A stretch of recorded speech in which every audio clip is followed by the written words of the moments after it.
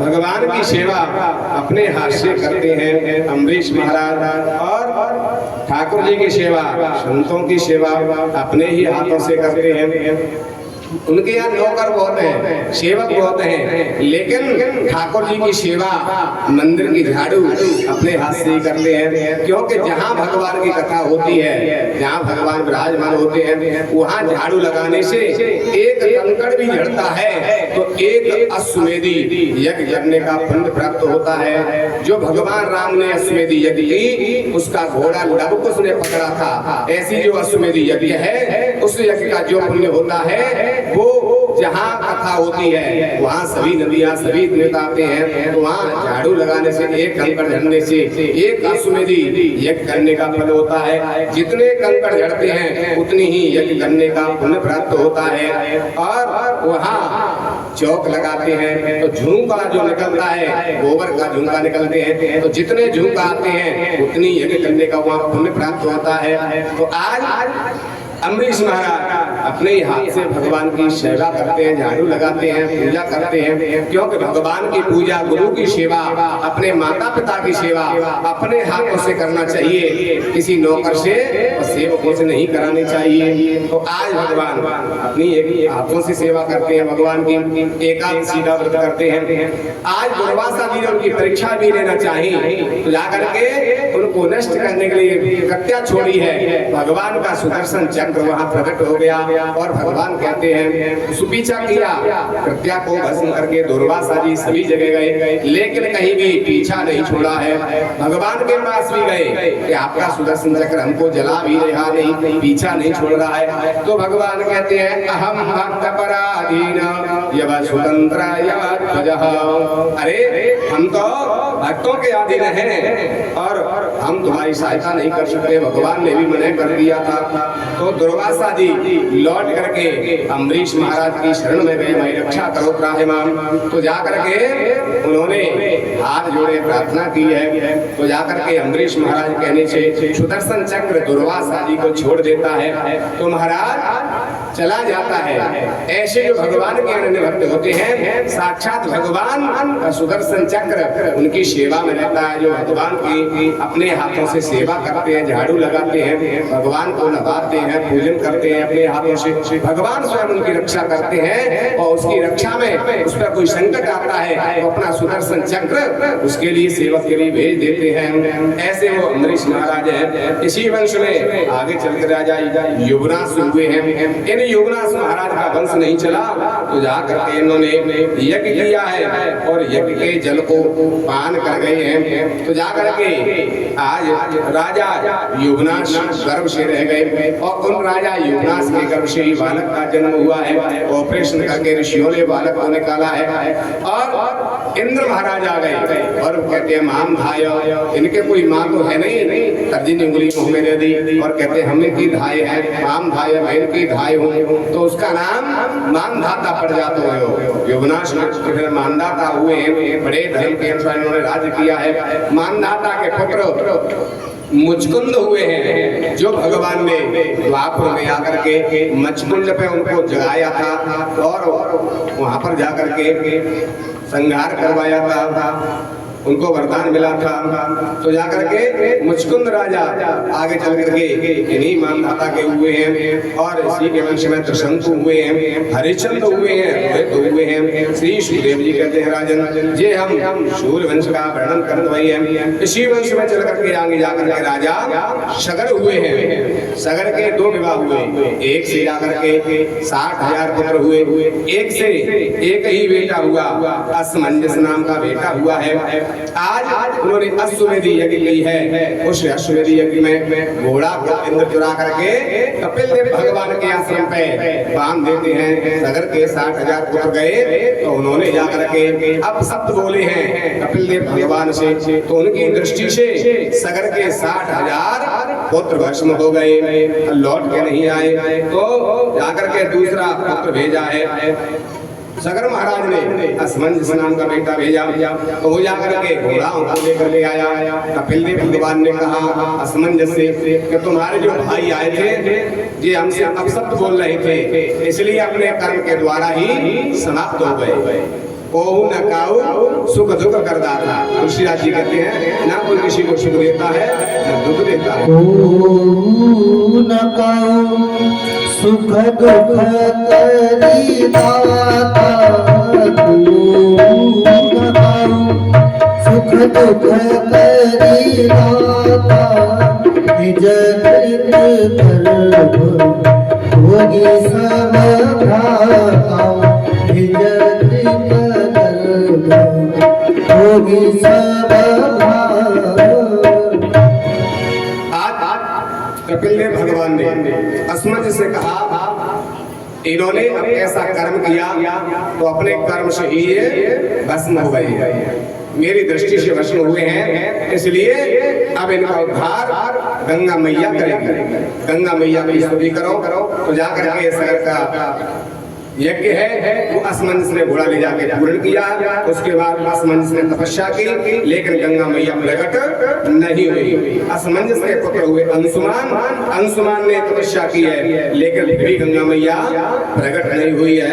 अंशुमान के पुत्र हुए दिलीप, दिलीप ने भी तपस्या की लेकिन फिर भी गंगा मैया प्रकट नहीं हुई। दिलीप के पुत्र हुए भगीरथ, भगीरथ ने तपस्या की लेकिन गंगा मैया प्रकट नहीं हुई। भगीरथ के पुत्र हुए भागीरथ, भागीरथ ने गंगा मैया की अनन्य भाव से पूजा की है, क्योंकि समर्थ भाव से कई पीढ़ियां निकल गई भजन करते करते, विचार कर रहे लगता है हमारे पुरखन को उद्धार नहीं लिखा है, इसलिए समर्पण भाव से भागीरथ जी गंगा मैया की स्तुति कर रहे हैं, प्रार्थना कर रहे हैं कि गंगा के बिना भव सागर से कोई तरने वाला नहीं है।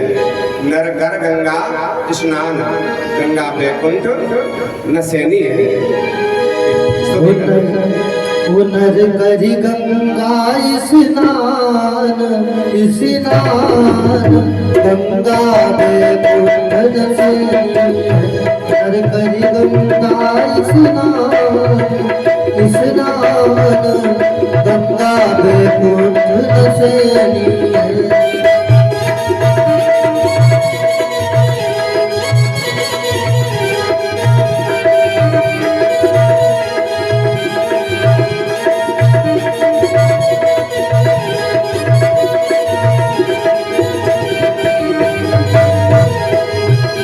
गंगा बैकुंठ न सैनी है, गंगा बैकुंठ न सैनी है।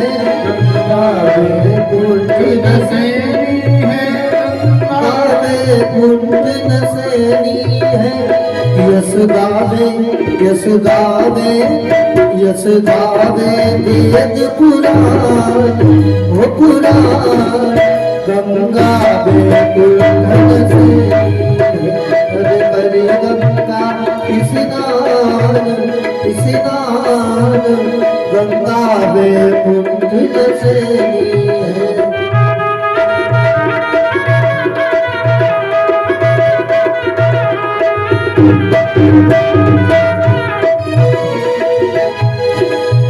तप करके भागीरथ लाए, पूर्वज बैकुंठ पहुँचाए। तप करके भागीरथ लाए, पूर्वज बैकुंठ पहुँचाए।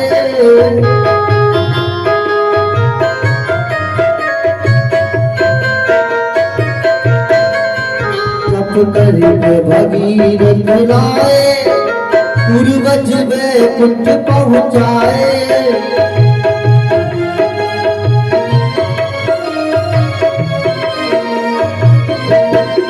ध्यान करके ध्यान स्नान, गंगा बैकुंठ न सैनी है। कर करी गंगा स्नान, स्नान गंगा बैकुंठ न सैनी है।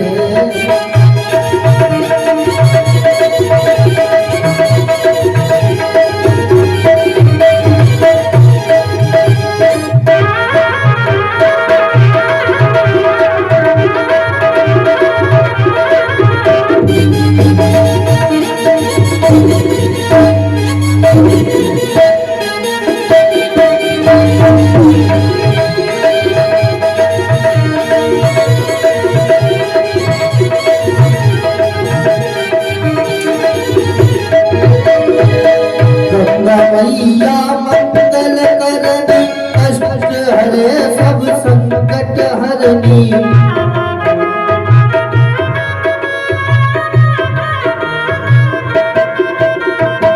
गंगा मैया मंगल करनी, पाप हरे सब संकट हरनी।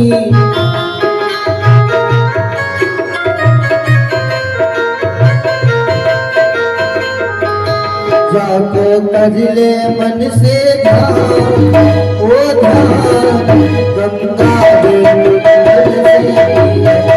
हर गंगा स्नान, स्नान गंगा देव से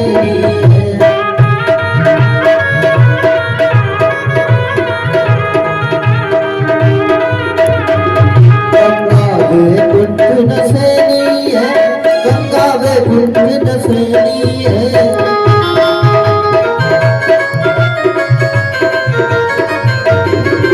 यश गावे गुण गावे, यश गावे वेद पुराण, हो पुराण गंगा वे कुंड नसेनी, हर हर गंगा स्नान, स्नान गंगा वे कुंड नसेनी है।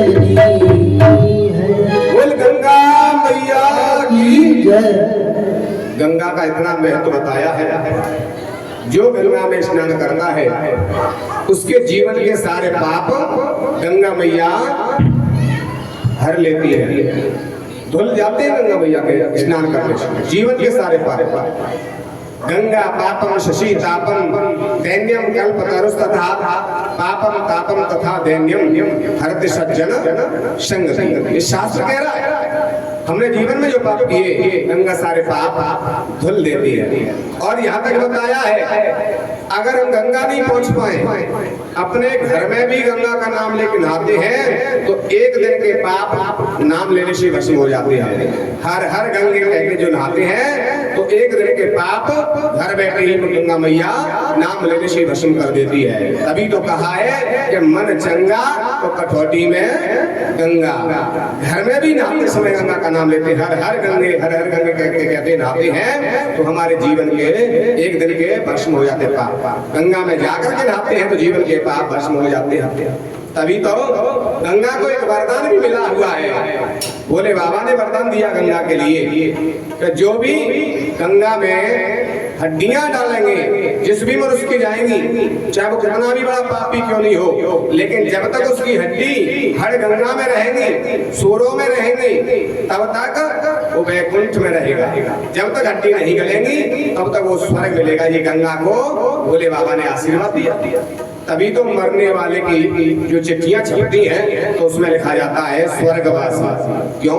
क्योंकि हड्डी गंगा में डाली है, हम ही डालने गए अपने हाथों से, जाते ही है घर वाले तो हड्डी डली है तो हड्डी हाल तो गलेंगी नहीं, तो जब तक नहीं गलेंगी तब तक स्वर्ग में रहेंगे। चाहे पापी हो चाहे पुण्यात्मा हो, उसे स्वर्ग मिलता है, पापी को भी स्वर्ग मिलता है जब तक हड्डी रहेगी गंगा में तब तक। तो इसलिए चिट्ठी में लिखा जाता है स्वर्गवासी, क्योंकि भोले बाबा का आशीर्वाद है तो सीधा सीधा स्वर्ग ही गया है। और फिर हड्डी गल जाएंगी तो जैसा कर्म किया है कर्म के अनुसार भगवान यमराज उसे वहां भेज देते हैं। चित्रगुप्त के बाद सब जीवन का लेखा जोखा होता है हर व्यक्ति का, तो इसलिए हड्डी गलती नहीं तब तक वो स्वर्ग में रहता है। तभी तो चिट्ठी में लिखा जाता है स्वर्गवासी। कभी किसी के चिट्ठी में जो नहीं लिखा होगा ये नरकवासी, जिनकी मृत्यु हुई तो ये नरकवासी, क्योंकि वो नरक में नहीं है, हड्डी रहेंगी तब तो स्वर्ग में रहता है। ये आशीर्वाद भोले बाबा ने गंगा मैया को दिया है। तो इसलिए गंगा का हड्डी भी अगर पहुंच जाए तो भी हमें स्वर्ग मिलता है, और जो पुण्य करते हैं सत्कर्म करते हैं वो तो स्वर्ग जाते हैं। तो ऐसे गंगा मैया के लिए भागीरथ ने प्रार्थना की। ये स्वर्ग में थी ब्रह्मा जी के कमंडल में, जब भगवान वामन बने थे स्वर्ग नापने गया चरण, उसी समय ब्रह्मा जी ने चरण धो लिया था, उसी से ब्रह्म कमंडली गंगा जी भगवान के चरण से प्रकट हुई थी, तो स्वर्ग में थी। सागर के 60,000 पुत्र संत की दृष्टि से भस्म हुए। जब तक गंगा के द्वारा पाप भस्म नहीं होंगे तब तक उद्धार कैसे होगा? तो आज अंशुमान ने तपस्या किया एक पीढ़ी निकल गई लेकिन गंगा मैया प्रकट नहीं हुई। दूसरी पीढ़ी पे असमंजस आए, उन्होंने तपस्या की लेकिन फिर भी गंगा मैया प्रकट नहीं हुई। तीसरी पीढ़ी पर भागीरथ दिलीप जी महाराज आए, इसी वंश में दिलीप ने तपस्या की फिर भी गंगा मैया प्रकट नहीं हुई। चौथी पीढ़ी पे भगीरथ जी आए, फिर भी गंगा मैया प्रकट नहीं हुई। पांचवी पीढ़ी पे जब भागीरथ का जन्म हुआ है तब जाकर के गंगा मैया पांचवी पीढ़ी में प्रकट हुई है। कितनी पीढ़ियां निकल गई इंतजार करते करते, तपस्या करते करते, लेकिन आज का व्यक्ति चाहता है कि आज हमें गुरु महाराज की सेवा करे आवे, वो आज ही हमारे कष्ट दूर है जाओ। तो हमने जो किया है पहले उसका प्रायश्चित करना पड़ेगा या सेवा भी करनी पड़ेगी। कई पीढ़ियां निकल जाती है तब हमारे कष्ट दूर होते हैं। भागीरथ की कई पीढ़ियां, सगर महाराज की कई पीढ़ियां निकल गई तब जाकर के उनका उद्धार हुआ। गंगा मैया ने आने से आज विचार कर रहे हैं कैसे आएंगे, मेरे बेग को कौन धारण करेगा। भोले बाबा कहते हैं चिंता नहीं करो, हम धारण कर लेंगे। गंगा मैया स्वर्ग से ब्रह्मा जी ने छोड़ा, पहले स्वर्ग में चली गई, आकाश गंगा हो गई। दोबारा छोड़ा, पाताल को चली गई, पाताल गंगा हो गई। तीसरी बार ब्रह्मा जी ने छोड़ा गंगा जी को, घर घर आती हुई स्वर्ग से आई। भोले बाबा ने अपने जटाओं में बिखेर के बैठ गए और जैसी गंगा जी आई जूड़ा बांध दिया। अब गंगा जी तो जटाओं में घूमते घूमते 6 महीने निकल गए, लेकिन गंगा जी बाहर नहीं निकल रही। गंगा जी को अहंकार था, मुझे मेरा बेग कौन सहन करेगा, पृथ्वी फोड़ के साथ चली जाऊंगी। भोले बाबा से प्रार्थना की भागीरथ ने, महाराज कई पीढ़ियां निकल गई तब तो गंगा मैया प्रसन्न हुई और 6 महीना तक तुम्हें जमीन में चाट गए, लगता है हमारे पुरखर को उद्धार भाग्य में ना लिखो। तब गंगा जी को भोले बाबा ने एक लट को लेकर के निचोड़ा है तो वहां से गंगा जी की धारा बहने लगी। जैसी गंगा की धारा बहने लगी, आज तक गंगा की धारा बह रही है भोले बाबा की जटाओं में से। उत्तर की दिशा में हमेशा जलेरी क्यों मनाई जाती है, जो उत्तर में गंगा का वास है और निरंतर गंगा बहती रहती है, इसलिए सभी देवताओं की परिक्रमा पूरी लगाई जाती है, लेकिन भोले बाबा की परिक्रमा आधी लगाई जाती है। जलेरी से प्रारंभ करते हैं और जलेरी तक ही और फिर लौट के जलेरी पे ही, नापते नहीं जलेरी को। क्यों?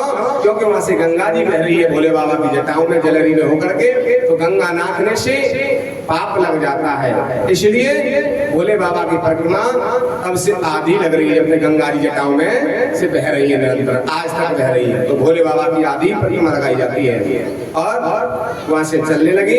जानवी ऋषि पी गए, जान में होकर के उन्होंने प्रकट किया दोबारा से, तो जानवी गंगा हो गई और भागीरथ के पीछे गई तो भारती गंगा हुई। जो गंगा का नाम भी ध्यान करता है, नाम भी लेता है, उसके भी पाप गंगा मैया नाम लेने से भस्म कर देती है। सभी जोर से गंगा का जयकार लगाएंगे, नाम लेंगे, हमारे भी जो पाप हैं गंगा मैया उनको भी भस्म कर दे, उनको धुल दे। बोलो गंगा मैया की जय हो। आज गंगा मैया ने सगर के जो 60,000 पुत्र थे उनके ऊपर होकर के गंगा में सागर में जाके मिल गई। सगर के 60,000 पुत्रों का उद्धार किया और गंगा में सागर में मिल जाती है, तो उनका नाम स्थान हो गया गंगा सागर। उस क्षेत्र का नाम गंगा सागर, जहाँ कपिलदेव भगवान है, सगर के 60,000 पुत्रों का उद्धार किया, उस क्षेत्र का नाम गंगा सागर बन गया। आज तक हम उस पर्व को मनाते हैं, साल में एक बार गंगा सागर स्नान करी जाते हैं।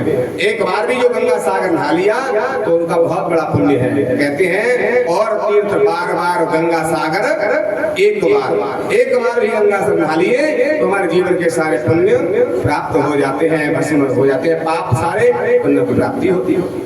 ऐसे गंगा सागर करें, गंगा जी सागर में जाके मिल गए। इसी वंश में जाकर के श्री सुखदेव जी कहते हैं कि खट्वांग दीर्घबाहुश्च रघुश्च प्रतोश्रवा अजस्ततो महाराज तस्मात् दशरथो भवन्। इसी वंश में भागीरथ में सौदास हुए, अशोक हुए, खट्वांग हुए, खट्वांग के दीर्घबाहु, दीर्घबाहु के रघु हुए, रघु के प्रतोश्रवा, उनके अज हुए, अज के पुत्र हुए महाराज दशरथ।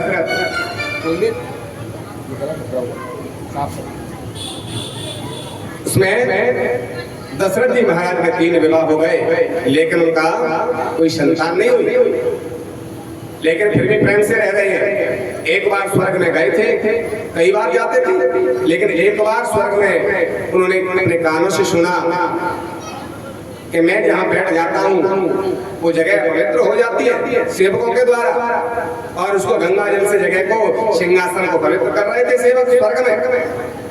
महाराज देवराज इंद्र बगल में बैठा लेते थे, चक्रवर्ती राजा थे दशरथ जी महाराज, तो अर्ध सिंहासन सुरपत देही बरोबर में बैठाते थे। लेकिन सेवकों से सुना कि तुम्हारे बैठने से जगह पवित्र हो जाती है राजा दशरथ के, इसलिए इसको गंगा जल से पवित्र करते हैं। गिलानी हो गई तो सीधे गुरु जी के पास पहुंच गए। कभी भी जीवन में संकट आए, कोई भी विपत्ति आए, कभी अपने पड़ोसी से मत कहना, अपने रिश्तेदार से मत कहना, कोई मदद नहीं करेगा, कोई सहायता नहीं करेगा, और हंसी करेंगे तुम्हारी कि अब आया ऊंट पहाड़ के नीचे, ज्यादा सीना तान के चलता था। कभी भी जीवन में संकट आए, कभी किसी से नहीं कहना, परिवार से कभी मत कहना है तो सिर्फ भगवान से कहना है या गुरु से कहना है। तो आज राजा दशरथ जब गिलानी हुई तो सीधे गुरुदेव के पास पहुंच गए। तुलसी बाबा कहते हैं कि एक बार भूपति मन माही, एक बार भूपति मन माही, एक बार भूपति जग माही, एक बार भूपति मन माही, एक बार भूपति मन माही, कई कलानी और सुतलाई, बैगनानी और सुतलाई, गुरुदेव गुरुदेव महिमा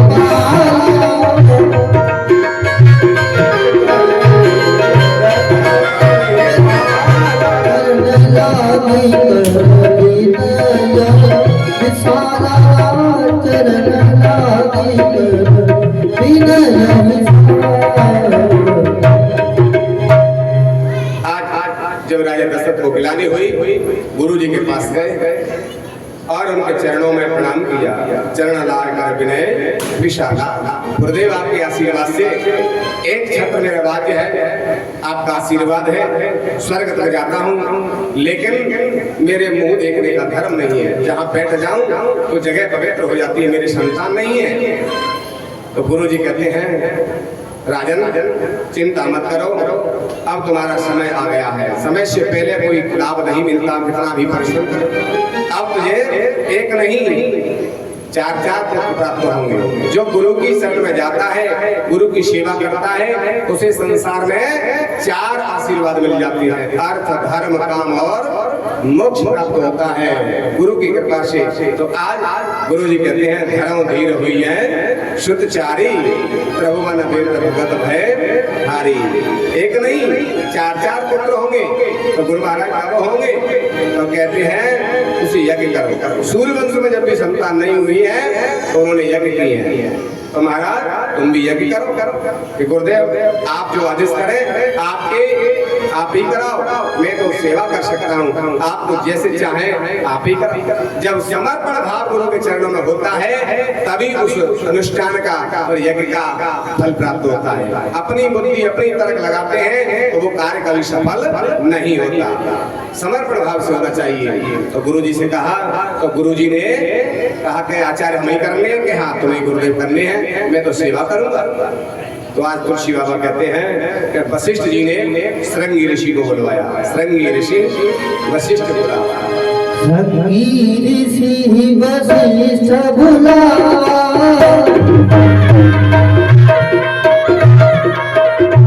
श्रृंगी ऋषि वशिष्ठ बुलावा,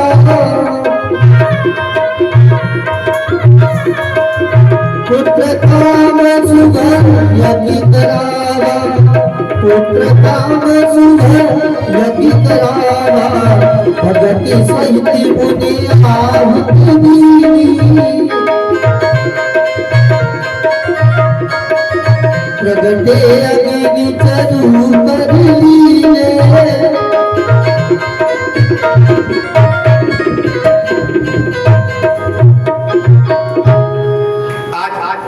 गुरु महाराज ने श्रृंगी ऋषि को बुलवाया, आचार्य जी को बुलवाया, उनसे राजा दशरथ के लिए पुत्रष्टि यज्ञ कराई है।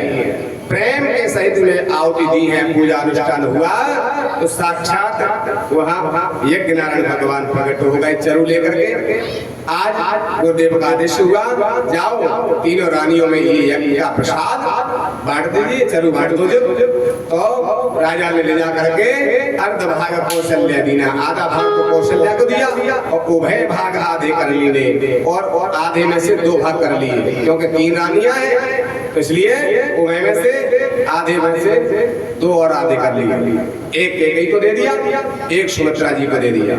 सुमित्रा जी देख रही हैं गुरु महाराज ने जो प्रसाद दिलवाया है, चरु जो मिला है, इससे हमारे बालक होगा, हमारा वंश चलेगा, मैं पुत्रवती हो जाऊंगी। जब तक माँ नहीं बनती है तब तक औरत का शरीर पूर्ण नहीं होता। और तो वही कही जाती है जो पुत्रवती हो जाती है। तो महाराज आज मैं पुत्रवती हो जाऊंगी, ऐसे प्रसन्न हो रही थी। तब तक एक बाज आया और चरु को लेकर के आकाश में उड़ गया। चरु को उड़ के लेकर उड़ गया तो बाज ने देखा चील के मुंह में क्या है, तो जाकर के बाज ने झपट्टा दिया तो वो चरु गिर गया। जैसे ही आकाश में गिरने लगा, इधर भोले बाबा की तपस्या कर रही थी अंजना मैया, उनके कोई संतान नहीं थी। भोले बाबा के आशीर्वाद से एक बेटा हो जाए इसलिए तपस्या कर रही। तो भोले शंकर जी ने प्रेरणा करी, इसके लिए पवन देव के लिए चरु यज्ञ से उत्पन्न है, जमीन पे गिरेगा तो व्यर्थ चला जाएगा, ऐसा चरु व्यर्थ नहीं जाना चाहिए। इसलिए भोले बाबा ने प्रेरणा कर दी पवन के लिए, पवन देवता को चरु ला करके और अंजना मैया के उदर में प्रवेश करा देते हैं। तो हनुमान जी महाराज गर्भ में आ गए शंकर जी की प्रेरणा से, इसलिए शंकर सुमन कहाए गए। और अंजनी मैया का विवाह केसरी नाम के से हुआ था, तो उनका नाम केसरी नंदन पड़ा। तो वायु पवन देवता उसको ले गया चरु के, इसलिए पवन पुत्र कहाए गए। तीनों की सहायता से हनुमान जी महाराज का जन्म हुआ, इसलिए केसरी नंदन शंकर सुमन पवन पुत्र महाराज गर्भ में आ गए। सुंदर समय आने पर आज पवन पुत्र हनुमान जी महाराज का जन्म हुआ। बोली हनुमान जी महाराज की। और ये भगवान के ऐसे भक्त हुए हैं कि हर व्यक्ति का तो एक ही युग में प्रभाव रहा। नारायण भगवान का सतयुग में, त्रेता में राम जी का, द्वापर में भगवान कृष्ण का, और कलयुग में मैया का है। कलौ चंडी विनायक, चंडी की आराधना से कृपा प्राप्त होती है कलयुग में। और हनुमान जी महाराज तो कैसे हैं, चारों युग प्रताप हमारा, चारों युगों में ये बराबर का फल प्राप्त होता है। तभी कहा है देवों में देव हजारों हैं, बजरंग बली का क्या कहना। इन्होंने तो ऐसी सेवा की, ऐसी भक्ति की कि चारों युग में बराबर फल प्राप्त होता है। देवों में देव हजारों हैं, बजरंग बली तेरा पाद है। देवों में देव हजारों हैं, बजरंग बली का इनकी शक्ति का क्या कहना, इनकी भक्ति का क्या कहना, इनकी शक्ति का क्या कहना, इनकी भक्ति का क्या कहना। दुनिया में देव हजारों हैं, बजरंग बली का क्या कहना। दुनिया में देव हजारों हैं, भगवान तुम्हारा क्या कहना। जय हो सभी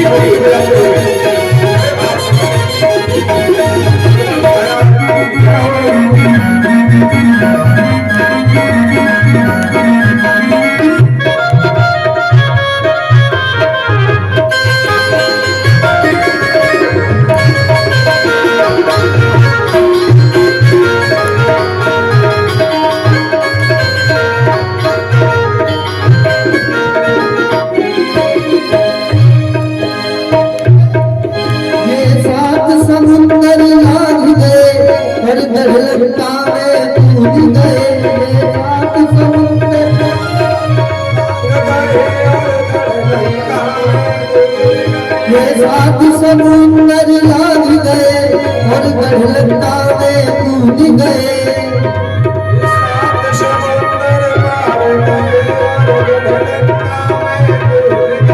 लंका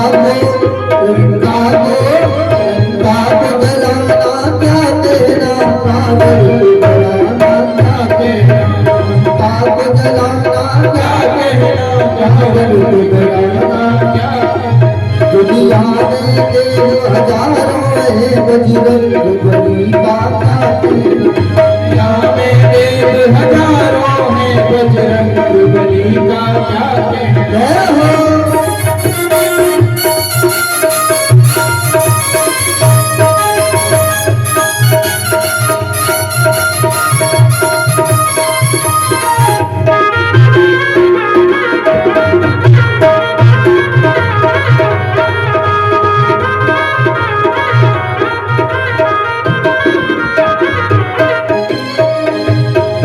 जब लक्ष्मण जी ने होश हुए संजीवन बूटी लेने गए जब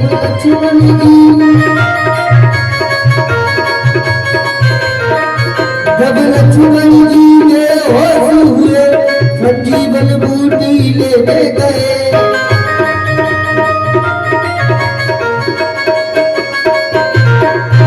बूटी का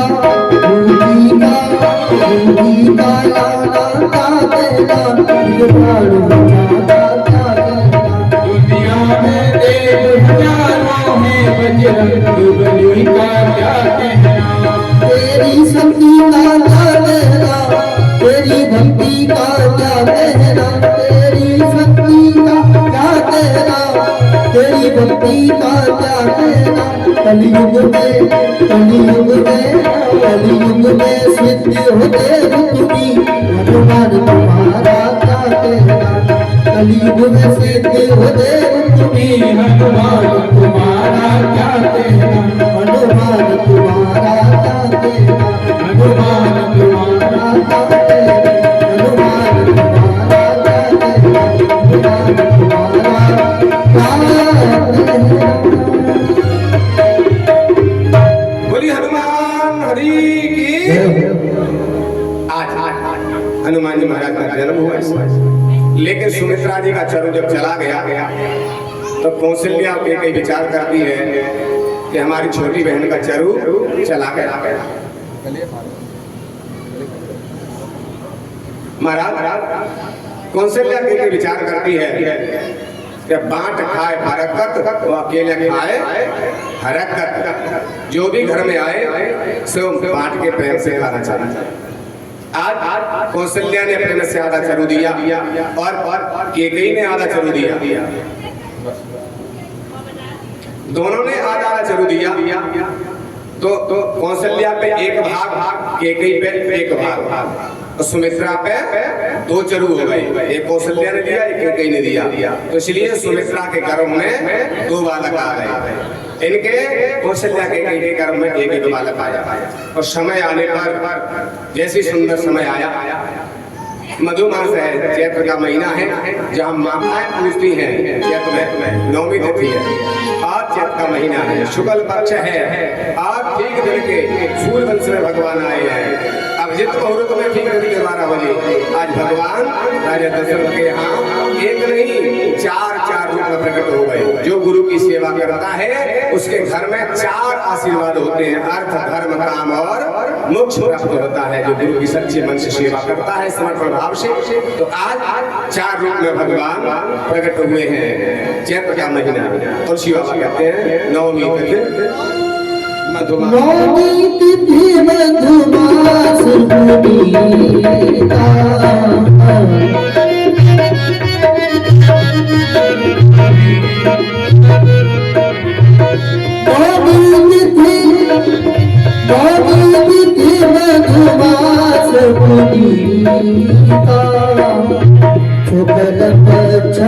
अभिजित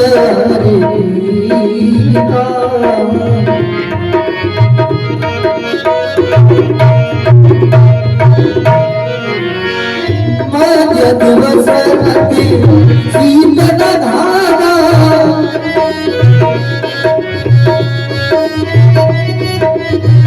मध्य दिवसती शीतल धारा पावन लोक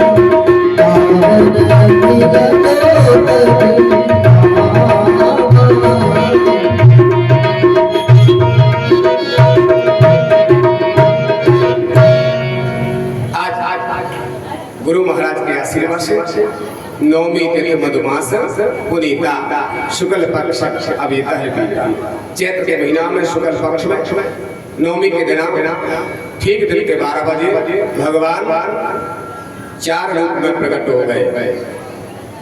आज जैसे प्रकट हुए हैं राम लक्ष्मण भरत शत्रुघ्न के रूप में, अर्थ धर्म काम और मोक्ष के रूप में उनके कृपा से 4 रूप में प्रकट हुए हैं। सभी देवता आकाश में आ गए, आज भगवान प्रकट हुए हैं, सभी स्तुति कर रहे हैं।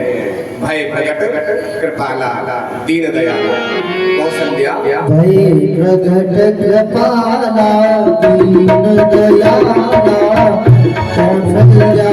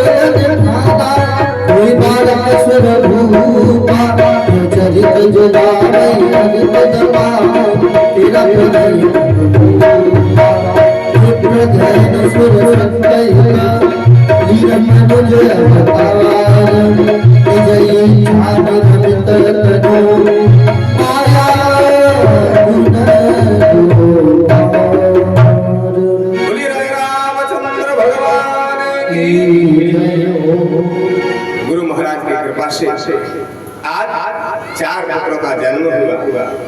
जैसे ही सुना गुरु महाराज के पास पहुंचे हैं राजा दशरथ, गुरुदेव को लेके आए और उन्होंने आज नाम जात का संस्कार करवाया है, पितरों के लिए नाम दी श्राद्ध करवाया है।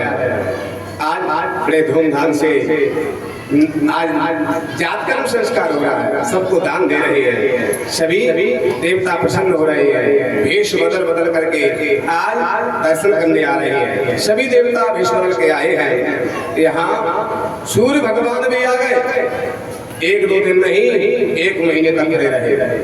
आप चंद्रमा दुखी हो गए महाराज, सब दर्शन का लाभ ले रहे हैं, हमें नहीं मिलना।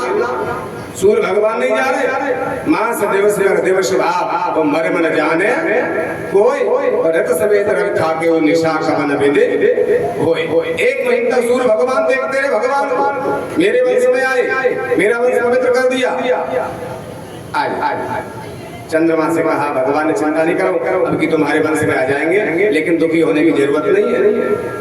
जैसे ही भगवान की बधाई कर रही है, नांदी श्राद्ध हुआ, जात कर्म संस्कार हुआ, सभी राजा को बधाई देने आए। हमारा उत्तराधिकारी प्राप्त हो गया, हमारा राजा हमें प्राप्त हो गया, उत्तराधिकारी बनेगा। सभी प्रजा बधाई गा रही है और देवता भी आए हैं, देवांगनाएं भी आई है, वेश बदल बदल करके सभी गा रहे हैं। राजा यहाँ आज चार रूप में भगवान आए, जन्मे हैं चारों भैया अवधपुर बाजे बधिया। तो जन्मे हैं चारों भैया, जन्मे हैं चारों भैया अवध में बाजे बधिया। जन्मे हैं चारों भैया अवध में बाजे बधिया, बाजे बधिया, बाजे बधिया, बाजे बधिया। जन्मे हैं आज जन्मे हैं, जन्मे हैं चारों भैया अवध में बाजे बधिया।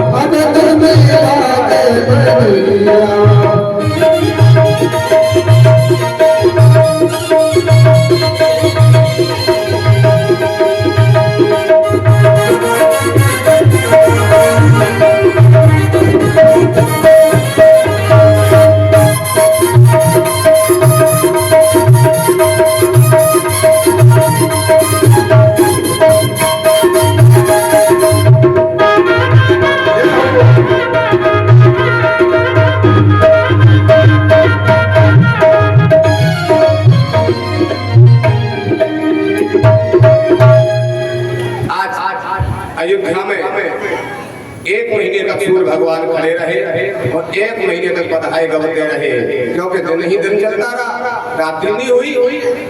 आज सभी प्रसन्न हो रहे हैं। भगवान भोलेनाथ के दर्शन करने जाते हैं, भगवान के बालक रूप का ही दर्शन करते हैं। धीरे धीरे लाला बड़े होने लगे, नामकरण संस्कार का समय आया तो गुरुजी के पास गया, गुरुदेव लाला को नाम रखना है, आप चलिए। नामकरण संस्कार के लिए गुरुदेव के पास गए हैं। तो आज लाला को नामकरण संस्कार वशिष्ठ जी महाराज कर रहे हैं। वशिष्ठ जी गदगद हो गए। जिन ब्रह्मा, जिन विष्णु, जिन भगवान के लिए बड़े बड़े देवी देवता दर्शन को तरसते हैं, ऋषि मुनि तरसते हैं, लेकिन आज वो ब्रह्म का मैं नाम संस्कार करने जा रहा हूँ। बड़ा सौभाग्य मेरा। आज वशिष्ठ जी जाते हैं और कौशल्या, कैकेयी, सुमित्रा तीनों रानियां अपने पुत्रों को लेके आ जाती हैं गुरुजी के सामने। कौशल्या कहती है, गुरुदेव जा लाला को, मेरे को बड़े लाला है, इसको नाम रखो। तो आज कौशल्या के लाला का नाम रख रहे हैं। कह रहे हैं ये कोई साधारण नहीं है, कैसा है? तुलसी बाबा कहते हैं जो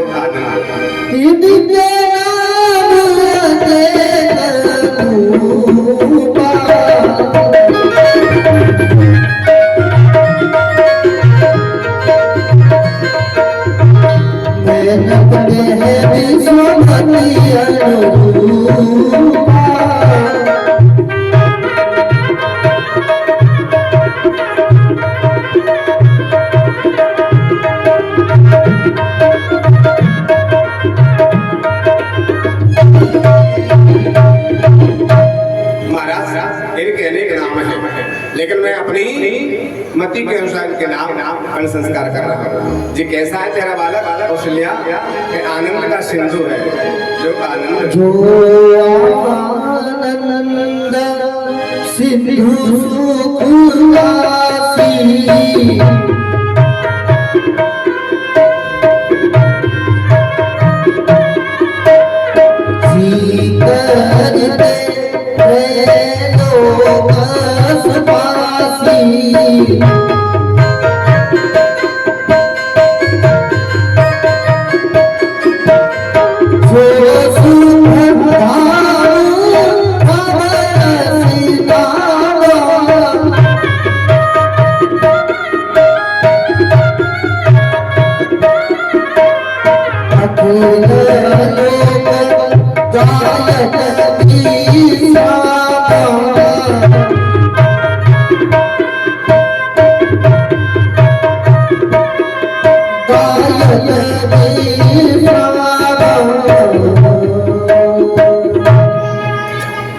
वशिष्ठ जी कह रहे हैं ये कौशल्या की जो गोदी में है, अगर एक बेटे का कोई नाम लेगा, इसका नाम जपेगा, उसके जीवन में कभी संकट नहीं आएगा।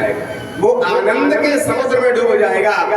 इतना उसके जीवन में आनंद भर जाएगा कि चारों तरफ आनंद ही आनंद छा जाएगा। जो आनंद सिंधु सुख राशि, आनंद का समुद्र है, इनका जो बालक है कौशल्या का गोदी में है, वो आनंद का समुद्र है। इसका जो नाम लेगा जपेगा, उस समुद्र में आनंद के में डूब जाएगा। ऐसा तुम्हारा जो बालक है, सो सुख धाम राम रस नाम, इसका नाम राम होगा। क्यों? क्योंकि पूरे संसार में, पूरे ब्रह्मांड में रमा हुआ है, सब में रमा होने से इसका नाम राम होगा। अखिल लोकदायक विश्राम, और जो इस नाम को जपेगा उसको अपने जीवन का विश्राम प्राप्त हो जाएगा, परम लक्ष्य तक पहुंच जाएगा। आज इसका नाम राम होगा। कैकेयी आ गई, महाराज मेरे लाला का भी नाम रख। कैकेयी जब आती है तो उनके नाम का नाम विश्व भरण पोषण कर जोई, जय जय सीताराम। विश्व भरण पोषण कर जोई, जय जय सीताराम। ताकर नाम भरत सब होई, जय जय राधे राम। राम सिया राम सिया राम सिया राम सिया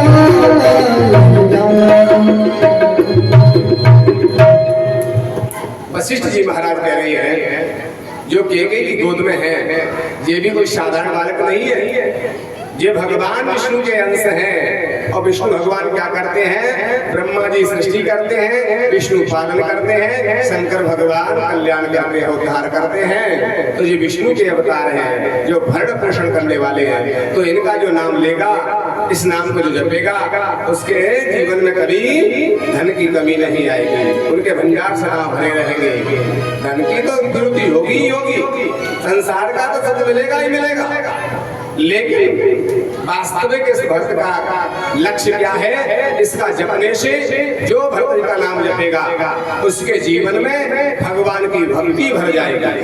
भक्ति को जो भरने वाले हैं, भगवान की भक्ति जिसके हृदय में भर दे, उसका नाम भरत है। जो भगवान की भक्ति हृदय में भर देता है उसका नाम भरत है। इनका नाम भरत होगा। भगवान की भक्ति को हृदय में भरने वाले होंगे। जिसे भगवान की भक्ति चाहिए वो इस चौपाई का जाप करें। भगवान की भक्ति भरत जी महाराज के हृदय में भर दे। कौशल्या एक ही दोनों के लालाओं के नाम हो गए। अब सुमित्रा जी आ गया। सुमित्रा जी से गोदी में लेके बैठी। पहले लक्ष्मण जी का नाम रख रही है। लक्षण धाम लाल प्रिय सकल जगत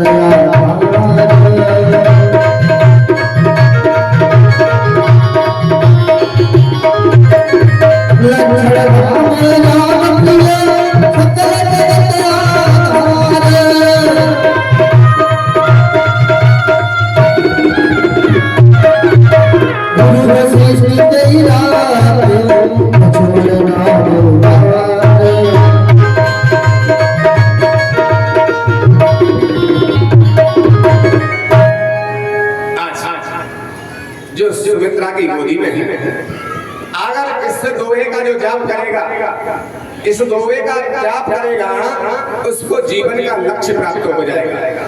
हम जीवन में सब लोग कमा रहे हैं, खा रहे हैं तो सो जाते हैं, लेकिन उनको यही नहीं पता कि हमारे जीवन का लक्ष्य क्या है। बस कमा रहे हैं, खा रहे हैं, सो जाते हैं, कमा रहे हैं, खा रहे हैं, सो जाते हैं, इसी में जीवन निकल रहा है। लेकिन उनको यही नहीं पता कि मनुष्य का जीवन क्यों मिला, हमारा लक्ष्य क्या है। जब तक जीवन में लक्ष्य नहीं होता है तब तक हमारा कार्य सिद्ध नहीं होता। तो जीवन में हमारा क्या लक्ष्य है? ये लक्ष्य को सिद्ध करने वाले हैं। परमात्मा की प्राप्ति करना ही जीवन का लक्ष्य होता है। तो परमात्मा को कैसे लक्ष्य बनाया जाए, कब परमात्मा हमारे जीवन में आए?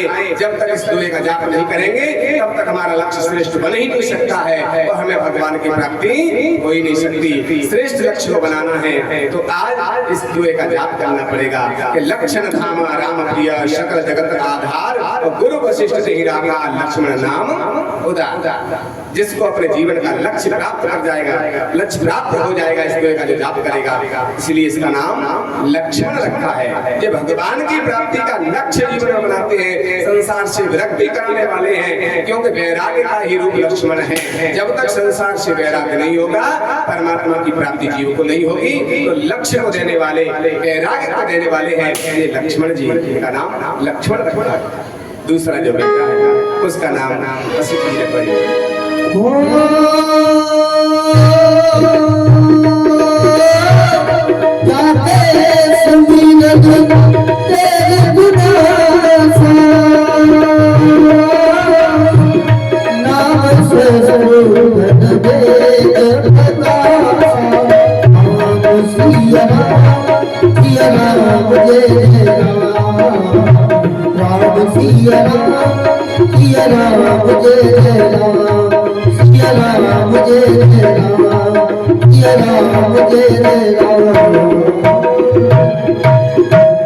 सुमित्रा के जो दूसरा पुत्र है उसका नाम वशिष्ठ जी रख रहे हैं। और जिसने इस चौपाई का जो जाप करेगा उसके जीवन के सारे शत्रु समाप्त हो जाएंगे। क्योंकि आज के जमाने में व्यक्ति धन से परेशान इतना नहीं है जितना शत्रुओं से परेशान है। तो शत्रुओं पे अगर विजय पाना है तो इस चौपाई का जाप करें। जाके सुमिरनते रिपुनाशा, रिप हमारे शत्रुओं का नाश हो जाता है, कुछ करने की जरूरत नहीं है। और संसार के शत्रु तो हम नाश कर भी सकते हैं क्योंकि यही उत्पन्न हुए हैं और यही नाश हो सकते हैं। लेकिन हमारे हृदय के अंदर भी शत्रु विराजमान है। हर व्यक्ति के हृदय में छह शत्रु विराजमान हैं, उनसे जीतना बड़ा कठिन है। संसार के शत्रुओं से तो हम जीत सकते हैं, लेकिन जो हमारे हृदय में छह शत्रु बैठे हैं, इन पर जीतना बड़ा मुश्किल का काम है। छह शत्रु हृदय में हैं। कौन कौन से हैं? काम, क्रोध, लोभ, मोह, मान, मत्सर। ये छह शत्रु अंदर बैठे हैं। बड़े बलवान हैं ये शत्रु। बाहर के शत्रु को हम जीत लेते हैं, लेकिन अंदर के शत्रु पे हर व्यक्ति विजय नहीं प्राप्त कर सकता। अगर तुम्हें हृदय के शत्रुओं पे विजय प्राप्त करना है तो इस दो चौपाई का जाप करेंगे तो तुम्हारे हृदय के शत्रु भी समाप्त हो जाएंगे भगवान की कृपा से, और तुम्हारे हृदय में भगवान की भक्ति प्रकट हो जाएगी। तो जाके सुमिरन तेर पुनासा, नाम शत्रुघ्न वेद प्रकाशा। इस चौपाई का जो जाप करता है तो उसके जीवन के, उसके हृदय के सारे शत्रु, छह शत्रु अपने आप ही समाप्त हो जाते हैं। जब व्यक्ति के हृदय के शत्रु समाप्त हो जाते हैं तो उन्हें परमात्मा मिलने में देर नहीं होती है। हम कितना भी दान करें, कितनी भी भजन करें, लेकिन जब हमारे अंदर काम जागृत हो जाता है तो हमारी सारी तपस्या धरी की धरी रह जाती है। कैसे कैसे साधु संत हुए, आश्रम कितने बने हुए हैं, लेकिन काम रूपी शत्रु जागृत हो गया तो आज वो जेल में बंद है, जेल में ही पड़े सड़ रहे हैं। तो ये काम रूपी शत्रु प्रकट होता है तो जाकर के हमारा सारा जीवन की तपस्या और सब यश प्राप्त हो जाता है। इसलिए हृदय के शत्रुओं को पहले दमन करना है। संसार के शत्रु तो कोई बात नहीं, यही प्राप्त हुए यही समाप्त हो जाएंगे, लेकिन हृदय के शत्रु बड़े प्रबल हैं। अगर इनको समाप्त करना है तो इस चौपाई का जाप करें कि जाके सुनिर्देर पुनाशा, नाम शत्रुघ्न वेद प्रकाशा। इसलिए इसका नाम शत्रुघ्न रखा है, शत्रुओं का दमन करने वाला है। हृदय के जो शत्रु हैं, अगर इनका विजय पाना है तो इस चौपाई का संपुट लगा करके रामचरितमानस का पाठ करें या इस चौपाई का ही जाप करें। धीरे धीरे हृदय के शत्रु समाप्त हो जाएंगे और हृदय में भगवान की भक्ति भर जाएगी। तो भगवान को प्राप्त करने के लिए तीनों दोनों चौपाई दुआ है, लक्ष्य श्रेष्ठ करना है तो लक्ष्मण का जाप, दुआ का जाप करें। भगवान की भक्ति हृदय में भरना है तो विश्व भरण पोषण कर जोई, आकर नाम भरत सोई। इस चौपाई का जाप करते हैं तो भगवान की भक्ति भरत जी उनके हृदय में भर देते हैं। और शत्रुघ्न का जाप करते हैं तो हृदय के जो शत्रु हैं उनका शमन आज शत्रुघ्न जी कर देते हैं तो भगवान की भक्ति बढ़ने लगती है। अगर भगवान की भक्ति पाना है तो इन चौपाई दुआ का जाप करोगे तो तुम्हारे हृदय में भगवान की भक्ति भर जाएगी। ऐसे अर्थ, धर्म, काम और मोक्ष देने वाले ये पूर्ण ब्रह्म भगवान गुरु महाराज की कृपा से दशरथ जी के यहाँ जन्म हुआ। इनका नामकरण संस्कार वशिष्ठ जी ने किया है और उसके बाद में धूमधाम से जन्म नामकरण संस्कार मनाया गया और सबको दक्षिणा दी है, दान दिया है। उसके बाद गुरुदेव भगवान चले जाते हैं और धीरे धीरे लाला यहाँ दशरथ जी के आंगन में धीरे धीरे बड़े होने लगे, घुटुअन घुटुअन चलने लगे, फिर बड़े हो गए।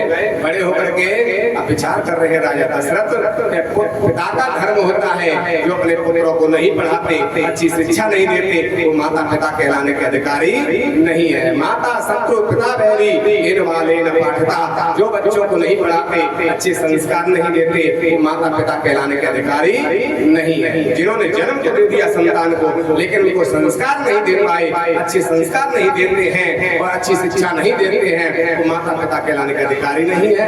इसलिए इनको पढ़ने के लिए गुरु महाराज के यहाँ भेजा। तो गुरु जी के यहाँ चारों पुत्रों को दशरथ जी ने भेजा है, जिनकी तो श्वासों में ही वेद बसते हैं, वो क्या पढ़ेंगे, लेकिन फिर भी गुरु जी के यहाँ गए। तुलसी बाबा कहते हैं थोड़े ही समय में उन्होंने विद्या को प्राप्त कर लिया। गुरु गृह पढ़न गए रघुराई, गुरु गृह पढ़न गए रघुराई, गुरु गृह पढ़न गए रघुराई, गुरु गृह पढ़न गए रघुराई। अलपकाल में व्यास भगवाई, अलपकाल में व्यास भगवाई। थोड़े ही समय में भरत शत्रुघ्न राम लक्ष्मण चारों भाई थोड़े ही समय विद्या को प्राप्त करते हैं, गुरु महाराज का आशीर्वाद लेते हैं और लौट करके आ जाते हैं। जब युवा अवस्था को प्राप्त हो गए तो विश्वामित्र जी आते हैं और कहते हैं राक्षस हमको यज्ञ नहीं करने देते, इसलिए छोटे भाई लक्ष्मण के साथ में और राम जी को हमें दे रहे हैं, क्योंकि जब तक लक्ष्मण नहीं होंगे, जब तक लक्ष्य जीवन में नहीं होगा, तब तक हमारा कोई काम बनने वाला नहीं है। इसलिए विश्वामित्र जी ने मांगा है दशरथ जी से कि अनुज समेत देव रघुनाथा और निश्चित पद में हूँ। अनुज समेत देव रघुनाथा निश्चित पद में हो वसनाथा निश्चित पद में हो वसनाथा। लक्ष्मण के साथ में बस विश्वामित्र जी ने राम जी को मांगा है। पहले तो मने किया दशरथ ने कि सब सुत मोह प्राण की नाई और राम रेत नहीं बने, लेकिन फिर गुरु जी आए हैं, वशिष्ठ जी ने आए समझाया है कि देखो ये ऐसे नहीं है जो रह जाए, आज जल्दी लौट के आएंगे और विश्वामित्र जी राम जी का विवाह करवा देंगे अगर तुम पहुंचा दोगे तो। गुरु की शरण में संतों की सेवा करोगे तो निश्चित ही फल प्राप्त होता है, इसलिए सेवा में भेज दो। जब गुरु जी ने कहा तो कह दिया ठीक है गुरुदेव आपकी इच्छा से जब आप ही कह रहे हैं तो आपके आशीर्वाद से प्राप्त हुए। राम लक्ष्मण के लिए विश्वामित्र के यहाँ भेजा है, ताड़का मिली है, एक ही बाण प्राण हर लीना, ऐसा बाण दिया ताड़का में इसमें 10,000 हाथी की ताकत, एक ही बाण से गोविंदाय नमो नमः कर दी। विश्वामित्र जी को विश्वास हो गया ये कोई साधारण दशरथ पुत्र नहीं है, भगवान का अवतार हो चुका है। आज जाकर के यज्ञ की है, उसमें मारीच और सुबाहु आज विघ्न डालने के लिए आए हैं। तो मारीच में बिना फट का बाण दिया तो सर्प जो जनगा सागर पारा लंका में जाके ये मारीच गिरा है। सुबाहु में अग्नि बाण दिया है, वहीं जल करके गोविंदाय नमो नमः हो गई। इन दोनों में 10,000 हाथी की ताकत थी, छोटे छोटे राक्षस अपने आप ही पलायन कर गए, यज्ञ की रक्षा की है और बड़े यज्ञ किए हैं। विश्वामित्र महाराज ने उनको शांति प्राप्त हुई। एक दिन की बात, जानकी मैया आज मंदिर में झाड़ू लगा रही थी, सेवा कर रही थी, वहाँ शिव जी का धनुष रखा हुआ था। जानकी ने डेरे हाथ से धनुष को उठा लिया और नीचे सफाई करने लगे। जनक जी ने देखा ये तो शिव जी का धनुष है, इसको डेरे हाथ से चला दो।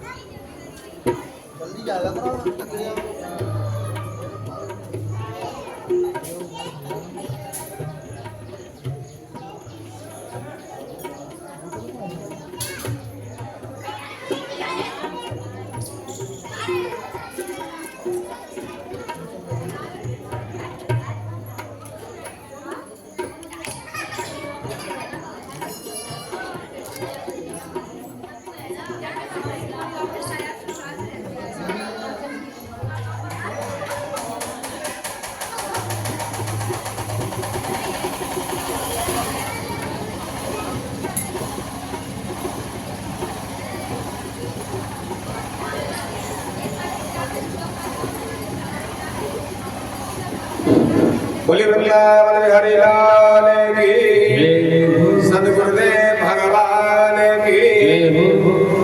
आज विश्वामित्र यज्ञ संपन्न हुई है। जानकी जी जब धनुष को डेरे हाथ से उठा लेती हैं, जनक जी महाराज प्रतिज्ञा करते हैं कि जो इस धनुष पर प्रत्यंजा चढ़ा देगा, धनुष को तोड़ेगा, उसके साथ जानकी का विवाह होगा। आज सब देश देश में पत्र भेजा है, लेकिन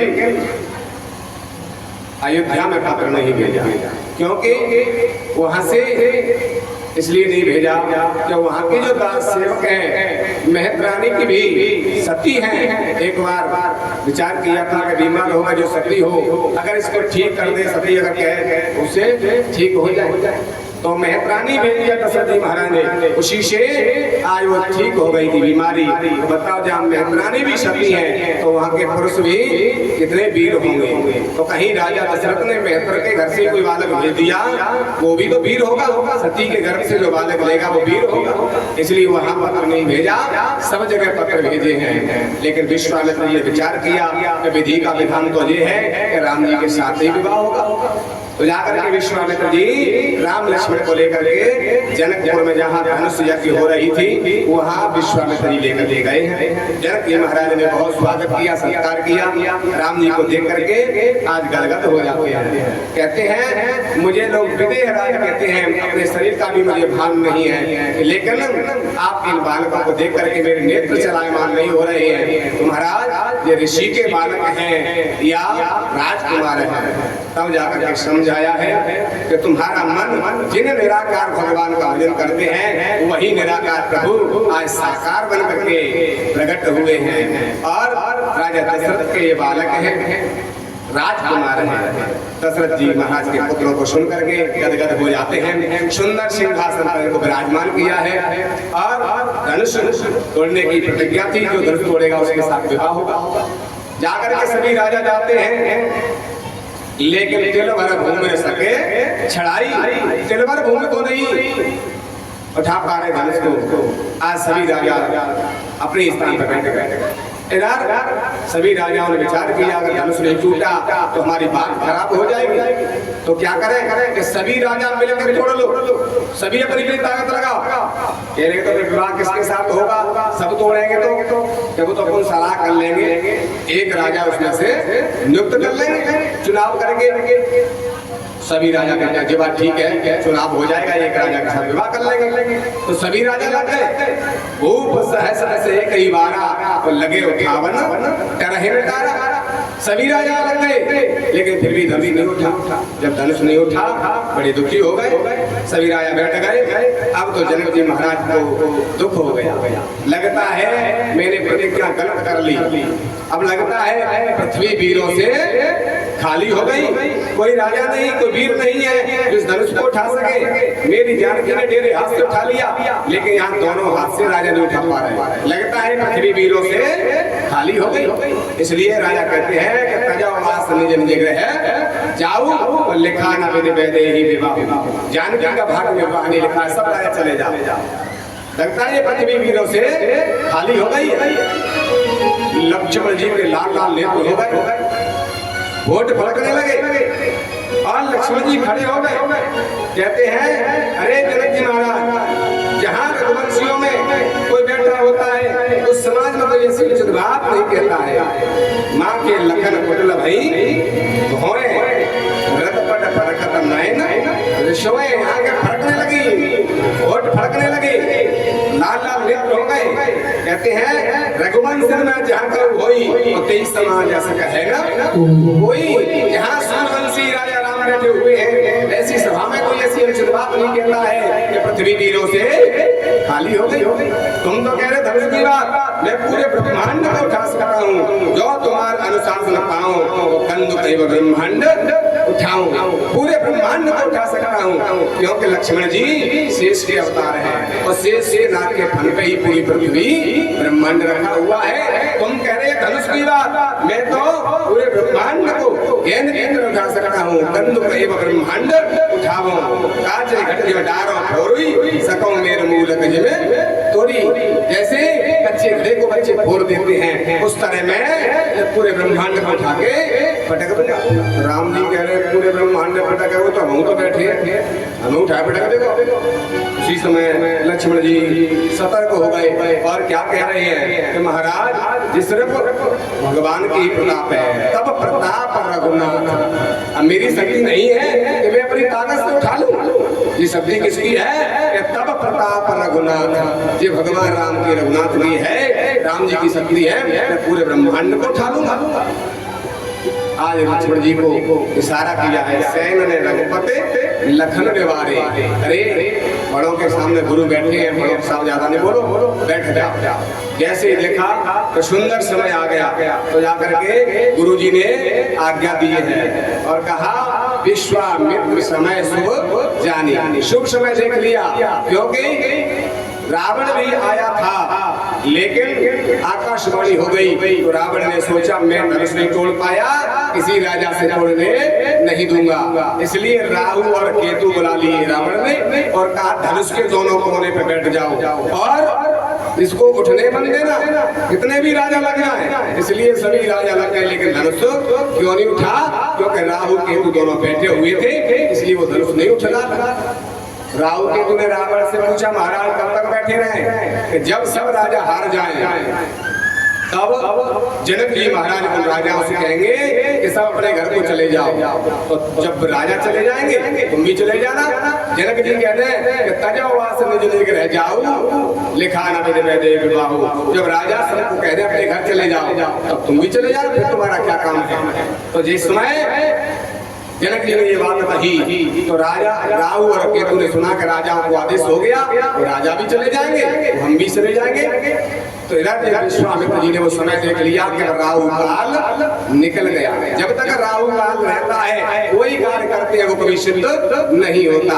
उस समय राहु केतु हट गए और विश्वामित्र समय शुभ जाने। राहु काल निकल गया, राहु हट गया धनुष से, अब इस धनुष टूट जाएगा, उठ जाएगा। इसलिए गुरु जी ने आदेश कर दिया विश्वामित्र जी ने, उठाओ राम भंजो भव चापा और मैं कहूँ तात जनक परितापा। जनक जी को जो कष्ट हो रहा है उसको मेट दीजिए। आज जो आदेश मिला है गुरु के चरणों में राम जी ने प्रणाम किया और राम जी सहज भाव से चल गुरु प्रणाम मनई मन कीना, गुरु प्रणाम मनई मन कीना, गुरु प्रणाम मनई मन कीना, मनई मन कीना, अति लाभ उठाई कबीरा, अति लाभ उठाई कबीरा।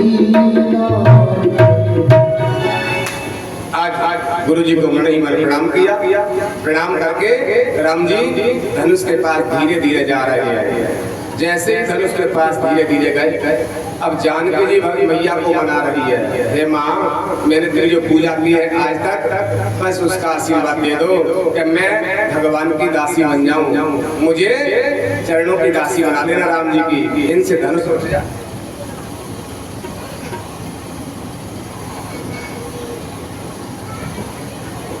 आज प्रार्थना कर रही है जानकी जी मन ही मन। तो मैया कह रही है कितना हल्का करते हैं। अब तो जानकी जी विचार कर रही है कि फूल तोड़ने के लिए गए थे फूल बगिया में राम जी, तो जब फूल तोड़ रहे थे तो फूल तोड़ते समय भगवान के पसीना टपकने लगा। अब जानकी विचार कर रही है फूल तोड़ में पसीना डाल रही है तो उनमें कितनी ताकत होगी। तो महाराज या तो हजारों राजा लग गए तब ये नहीं उठाता, इतना कठोर धनुष कैसे उठेगा। कहीं मैंने फूल से कम वजन कह दिया और इन पे नहीं टूटा तो गड़बड़ हो जाएगा।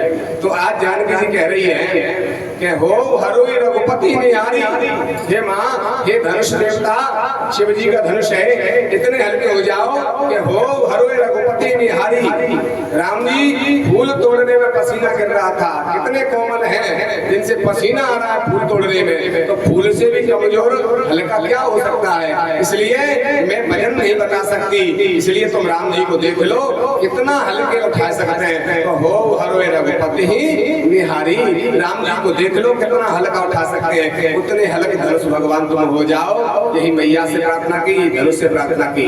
रात जैसे पहुंचे हैं राम जी जाते हुए सबने देखा, लेकिन कब उठा लिया कब तोड़ दिया ये किसी को पता नहीं चल पाया। तुलसी बाबा कहते हैं ले तो चढ़ा बराबर।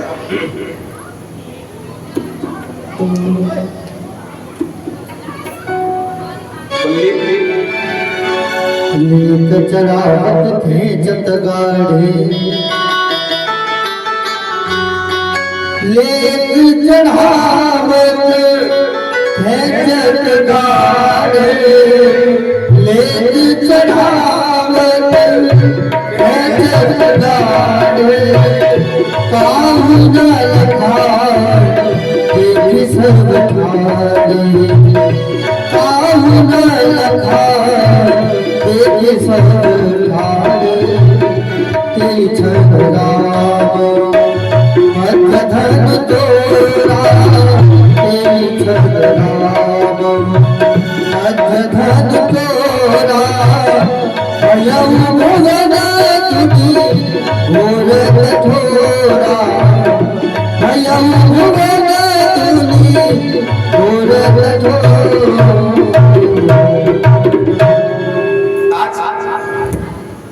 लेत चढ़ावत खेचत गाढ़े और काउनी लखा देख सब ठाड़े, और कई क्षण राम मध्य धनु तोड़ा। भगवान ने बीच में से धनुष को तोड़ दिया। भगवान ने दिन के मध्य में धनुष को तोड़ा, मध्य वाले राम जी ने धनुष को तोड़ दिया।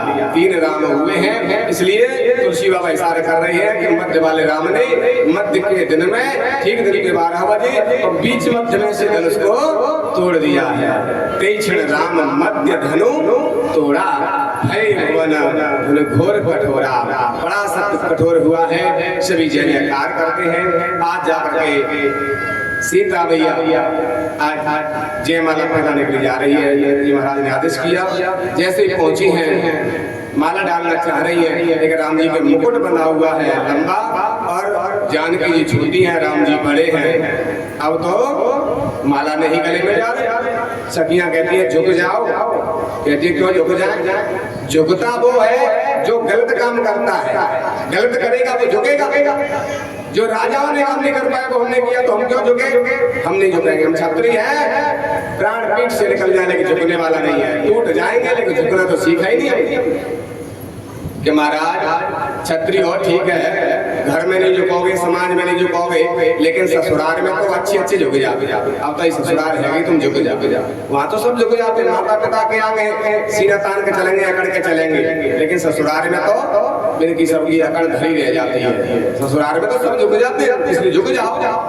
अच्छा जे बात है, राम जी कहते जे बात है तो बिल्कुल नहीं झुकेंगे, क्योंकि ससुराल में पहले दिन ही झुक गए तो जिंदगी भर झुको रहना पड़ेगा। तो इसलिए आज नहीं झुकेंगे और फिर की तो फिर देखी जाएगी, समय बताएगा क्या होगा। इसलिए आज नहीं झुकेंगे, सीना तान के खड़े हो गए। अब सखियां कह रही लखनलाल से तुम कह दो भैया। लखनलाल कहते हम क्यों कह दें, हमारी यहाँ मर्यादा नहीं है। बड़ा तो आदेश करता है और छोटा पालन करता है, इसलिए हम नहीं कहेंगे। हम छोटे हैं, बड़ों को कैसे कहते आदेश करते झुक जाओ, हम नहीं कह सकते। गुरुजी से कहा गुरुजी आप कह दो। गुरुजी ने कहा कि देखो अब तो ये बहू बेटा के मन की बात है, माला पहरे ना पहरे। जनक जी की प्रतिज्ञा तो ये थी कि जो धनुष तोड़ेगा उसके साथ जानकी का विवाह होगा। ये मेरी प्रतिज्ञा थी, तो वो प्रतिज्ञा पूरी हो गई। अब रही बात माला की, राम जी पहरे ना पहरे, ये तो उनके मन की बात है। बहू बेटा में छोटी मोटी नोक झोंक तो होती रहती है, इसलिए हम गुरु हैं, बड़ी समस्या होती है तब बोलते हैं। माता पिता होते हैं, बहू बेटा में कोई झगड़ा हो जाए तो आधी रोटी में दाल नहीं लेना चाहिए। छोटी मोटी नोक झोंक तो होती रहती है पति पत्नी में, अगर जहाँ नोक झोंक न हो तो समझ लो उसमें प्रेम नहीं है। रोज झड़ाई दिन में झगड़ा हो जाए, राम को एका हो जाए, समझ लो उनमें प्रेम जाता है। और जिनमें झगड़ा नहीं होता है समझ लो प्रेम भी नहीं है। प्रेम वहाँ जहाँ होता है वही झगड़ा है, क्योंकि दुश्मन से कोई झगड़ने जाता है, दुश्मन का तो मुंह नहीं देखते। तो जहाँ प्रेम होता है, ज्यादा लगाव होता है, इसी से झगड़ा करेंगे हम। तो प्रेम जहाँ होता है वह झगड़ा होता है। तो ये नोक झोंक है आपस में कर रहे हैं, इनकी मर्जी है, माला पहना ना पहना हम नहीं बोले। गुरु और सास ससुर बड़ी समस्या घर में आ जाए तब बोलना चाहिए। छोटी छोटी बातों में इंटरफेयर करेंगे तो उन सास ससुर का कोई अस्तित्व नहीं रहता, उनका मान सम्मान भी वो ससुर नहीं करते ना सास का, इसलिए हम नहीं बोले। गुरु जी ने मना कर दिया। अब तो सखियां कह रही हैं कि भगवान से प्रार्थना करनी पड़ेगी, कहीं काम न चले तो हाथ जोड़ ले 5 मिनट तो भी काम बन जाता है। तो आज सखियां क्या कह रही है राम जी से कि झुक जाइयो तने कर रघुवीर, लली मारी छोटी सी। झुकी गइयो तनक रघुवीर, लली मारी छोटी सी। झुकी गइयो तनक रघुवीर, लली मारी छोटी सी।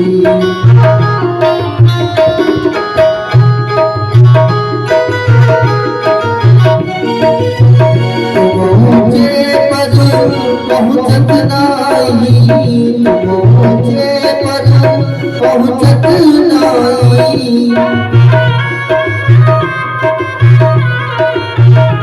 अब दया करो रघुवीर, हरी मेरी छोटी सी।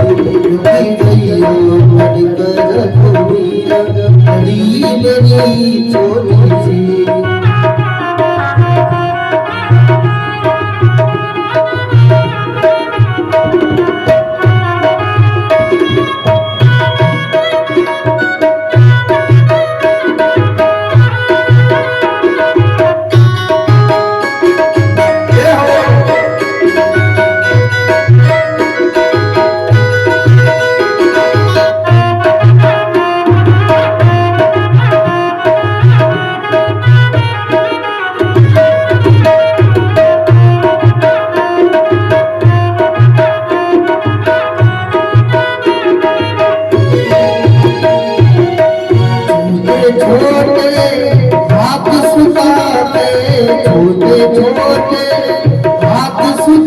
के अब दया करो रघुवीर लली मेरी छोटी रघुवीर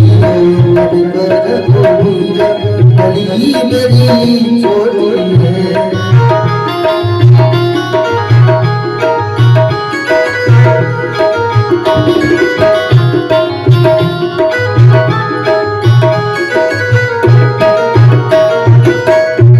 मेरी छोटी सिया मेरी छोटी मेरी छोटी सिया मेरी छोटी झुकी जइयो मन कर रघुवीर लली मेरी छोटी झुकी जइयो मन कर रघुवीर सिया मेरी छोटी। आज सभी प्रार्थना कर रही है सभी जुग जई होता न कर रघुवीर लली हमारी छोटी है सिया हमारी छोटी लेकिन राम जी को सीधा तान के खड़े झुक ही नहीं रही प्रार्थना भी कर ली। अब तो सखियां कहती हैं बिना लक्ष्मण के काम बनने वाला नहीं। लक्ष्मण को क्रोध आया था तब राम जी खड़े हुए दल तोड़ने के लिए, तो लक्ष्मण से ही काम बनेगा। बिना लक्ष्य के कोई कार्य बन नहीं सकता, बिना लक्ष्मण के काम नहीं बनेगा। सखियां लक्ष्मण से कह रही है भैया लक्ष्मण आज तुम हमारी सहायता कर दो, अपने भैया ने झुकवा दो तो कल क्या सहायता हम कर देंगे। लक्ष्मण जी कह रहे हमारी का सहायता करेंगे कहने लगी सीता थे छोटी और वो कहने हैं घर में, तो तुम अगर आज झुकवा दोगे तो सह की सगाई और भेद है चोरी। बिना सह के सगाई ना होती तो बच्ची को ब्याह करते हो और अगर बच्ची सुखी रहेगी और आज के लौट गए अरे भैया मैं तो ससुराल में स्वर्ग जैसा सुख है, तो समझ लो दूसरी बेटी भाई घर में भाई परिवार में पहुंच जाती। और बहाने पहली बार घर में मत दियो तो मर रही हो, ऐसे घर में दे दी हो तो बस नरक तो ज्यादा बेहतर है। घर का है तो मांस खाने वाले तो समझ लो पागाम में फूफू मोड़ी जागी पा घर की चली गई गाँव में नहीं देखो पागाम में किसी ऐसे होंगे हमारा सगाई कर तो महाराज सह की सगाई और भेद है चोरी। तो सेक की सगाई होती है, मुंह सेक दे देंगे नहीं चाहिए तू सेक देगा हमारा तू भी क्यों नहीं देंगे भाई सेक कि बाल कितना क्रोध कर रहे लाल लाल आंख कर रहे होठ भड़क रहे वैसे क्रोधी के संग को भी आकर देखो वो कहो जाए तो बहुत क्रोध आता है मोड़िए खाए जाओ जाके संग भी हम दिखाओ तो को सगाई सेक नहीं देगो लेकिन हम सेक दे देंगे तो माई मदद कर दोगे तो। अब लक्ष्मण जी को विवाह का तो कोई लोभ नहीं था लेकिन जानकी जी बहुत देर से माला लेके खड़ी थी इसलिए लक्ष्मण जी को दया आ गई मेरी मैया जानकी कब से खड़ी है। और राम जी तो बिल्कुल सरल थे सीधे थे, आज इतने कठोर कैसे है गए बिल्कुल ना झुक रहे। राम जी तो बिल्कुल सरल है एकदम सीधे हैं। हमारे कन्हैया तो फिर भी नटखट है, उनका नाम ही नटखट है। बहुत टेढ़े हैं, चले तो टेढ़े लीला तो टेढ़ी खड़े हो तो टेढ़े काम उनके सब टेढ़े। और राम जी की सब काम सीधे हैं। रामचरितमानस अगर जीवन में धारण कर लिया तो उसका जीवन वैकुंठ बन जाएगा, घर वैकुंठ बन जाएगा, परमात्मा की प्राप्ति हो जाएगी। उनके कर्म सीधे राम जी के, उनका खड़ा होना सीधा, उनका कर्म सीधे, सब सरल है। तो राम जी ने जो किया है वो जीवन में सबको करना चाहिए और कृष्ण ने जो कहा है वो करना चाहिए। कृष्ण ने जो करे है वो मत करना नहीं तो गोविंदाय नमो नमः है। क्यों गिरिराज जी उठाएंगे 7 कोस लंबे चौड़े और तुमने उठाए लो तो हमें छूने नहीं जाओ। इसलिए भगवान ने जो किया है वो कभी मत करना, राम जी ने जो किया है वो करना। राम जी सरल है सीधे हैं। लखन जी कह रहे हैं मेरे भैया इतने सीधे सरल थे आज इतने कठोर हो गए, झुक नहीं रहे। और मैया कब से माला लगे खड़ी है, इनके कोमल हाथ है, मैया थक गई होंगी। लक्ष्मण जी खड़े भये और खड़े है करके गए और कह रहे भैया मेरे भैया राम की जय हो, मेरे भैया राम की जय हो। राम जी कह रहे ताकि जयकार लगा रहे। अरे भैया आज जयकार ही लगावे तो कब लगावेंगे, इतने राजा हजारों राजा लग गए तब धनुष नहीं टूटा और मेरे भैया राम ने अकेले नहीं धनुष तोड़ दे। आज रघुवंश की नाक ऊंची कर दी, छत्रिन की नाक ऊंची कर दी और अयोध्या का नाम ऊंचा हो गया तो राजाओं के बीच में। मेरे राम भैया की जय हो, मेरे राम भैया की जय हो। जो भैया की बड़ाई करी और मूल लक्ष्मण जी को चरण में रख जो चरण में रखो सोई राम जी पे गए। मेरा भैया लक्ष्मण मोते कितना प्रेम करता है, मेरा कितनी प्रशंसा कर रहा है, मेरे चरणों में सब झुका दिया। जो हृदय में दया आई तो अपने भैया लक्ष्मण को लेने के लिए झुके, जो झुके लक्ष्मण जी को उठाने जानकी जी ने मौका देख लिया और गले में मांग डाल दी। सभी ने सीताराम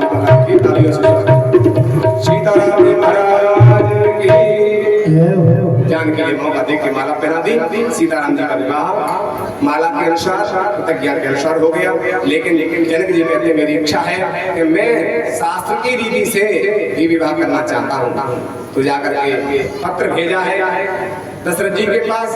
दशरथ जी पत्र को लेकर के गुरु जी के पास गए। गुरु जी बेटा का विवाह हो रहा है राम जी का, आप चलिए। गुरु जी आए हैं सभी बरातियों को लेकर के, और भरत शत्रुघ्न घर में थे, वो भी आज बारात में राम जी के में सज के आए हैं। सभी बराती आए हैं और स्वर्ग तक जाते थे। राजा दशरथ तो स्वर्ग से भी यहाँ देवता बारात में आए हैं। राजा दशरथ की जो बारात आई है, इतनी बड़ी बारात किसी की नहीं आई। पृथ्वी की भी राजा थे, लोग थे, स्वर्ग से भी आए। इतनी जब समाज आया, अब तो जानकी जी घबराने लगी। स्वर्ग से भी आ रहे हैं देवता, वो कितना कितना भोजन करते हैं। गणेश जी तो पाते ही जाते हैं, ऋषि मुनि भी आ रहे हैं। अगस्त जी तो समुद्र ही पी गए, वो ऐसो भंडारों पावेंगे तो कहाँ से व्यवस्था होगी। हमारे पिता जनक जी की तो बात खराब हो जाएगी। अब जानकी जी बड़ी घबराने लगी, इतनी बड़ी बारात लेके आ रहे हैं हमारे ससुर जी दशरथ जी महाराज। अब विचार किया मेरे पिता की बात ना खराब हो जाए, इसलिए जानकी मैया ने आज अपना रूप धारण कर लिया, अन्नपूर्णा का रूप धारण कर लिया। रिद्धि सिद्धि बुला ली, भंडार में बैठ जाओ, इतनी बारात है कोई भूखी न जा पाए। आज इतना भंडार बारात में पाते हैं, वो सब विराजमान हो जाते हैं। तभी तो विवाह से पहले लड़की को घूरा पूरी रह जाती है और वहां से ला करके बतौर में रखती है। क्यों? क्योंकि जानकी जी ने रखा था भंडार कम ना हो जाए कभी, इसलिए वहां से ये प्रथा प्रारंभ हुई। आज तक लड़की पहले बतौर में रख देती है, तब बतौर चालू होती है, और उस बतौर में कभी कमी नहीं आती, वो अन्नपूर्णा का रूप हो जाती है। आज अन्नपूर्णा विराजमान हो गई। सभी जितने भी बराती आए हैं सबका सम्मान स्वागत हुआ है। जो उन्होंने कभी मन में सोचा नहीं था वो आज भोजन में प्राप्त हुआ है। बारात में सभी जय जयकार कर रहे हैं जनक जी महाराज की। आज अन्नपूर्णा मैया की कृपा से सबका स्वागत हुआ। बड़े धूमधाम से बारात आई और विवाह हो रहा है। जनक जी महाराज ने दशरथ जी के साथ दो बेटा देखे, भरत और शत्रुघ्न। तो कहा मेरी इच्छा महाराज एक और सुन लीजिए, जानकी का तो विवाह हो रहा है, लेकिन चारों भाई और विवाह कर दूं तो गुरुजी से पूछनी पड़ेगी। गुरुजी से पूछा, गुरु ने कहा देखो शुभ से शीघ्र, शुभ काम में देरी नहीं करना चाहिए, क्योंकि आज की बात बनी है कल बात बिगड़ जाए, इसलिए शुभ काम में कभी देरी नहीं करना चाहिए, एक ही साथ करो। गुरुजी ने कहा। दशरथ जी महाराज प्रसन्न हो गए, चार दूल्हा बन गए, इधर चार दुल्हन बन गई, और एक ही मंडप में, एक ही मुहूर्त में चार मंडप बन गए। वहाँ दुल्हन बैठ गई, दूल्हा बैठ गए, विवाह हो रहा है। अब तो भी सखियां लक्ष्मण जी से मजाक कर रही है, देखो तुमने काम बनवाओ माओ, तो हमने तुम्हारा हाल ही साल बदलो चुकाए दो, और बदलो कहू पे आज तक ना रहो। क्या कह रही है? वैसे तो देखो किसी से गाली नहीं देना चाहिए, गाली देने से कोर्ट कचहरी हो जाती है, लड़ाई हो जाती है, लेकिन जब तक विवाह में गाली न दबे तब तक विवाह भी अच्छा नहीं लगेगा। और गाली ने के पैसे मिलते वहां पर ब्याह में कहते गाली बाएं दे दी, गाली खाई और पैसे ले। ससुराल की तो गाली भी अच्छी लगती है, भैया बनने की तो ऐठ भी खराब होती है, और ससुराल की गाली भी अच्छी लगती है। कैसे गा रही है सखियां, क्या कर रही है? वो तुम सुनी ले ओ चतुर सुजान, तुम सुनी ले ओ चतुर सुजान, सजन सुंदर गारी।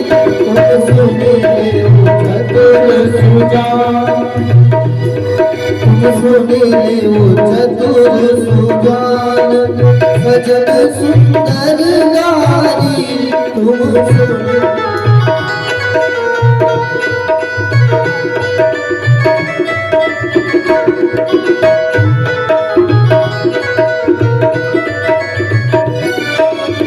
तो राम अयोध्या वाले तुम हमारे होशियार, तुम तो राम अयोध्या वाले तुम हमारे होशियार।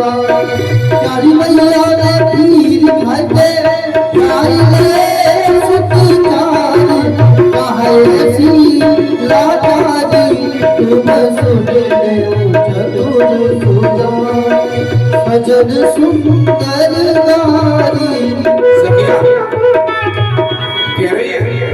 सखियां कह रही है छोड़ी सी, तो देखो तुम्हारे यहाँ क्या होता है, किताब की जरूरत नहीं होती है। अयोध्या में वहाँ तो खीर खा लेते हैं मोड़ी माड़ा है जाते जाते, पति की जरूरत नहीं है।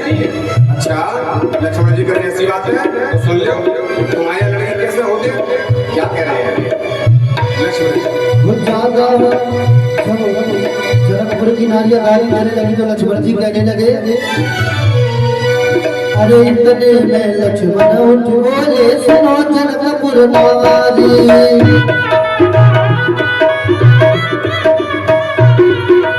इतने में लक्ष्मण उठ बोले, सुनो जनकपुर नारी।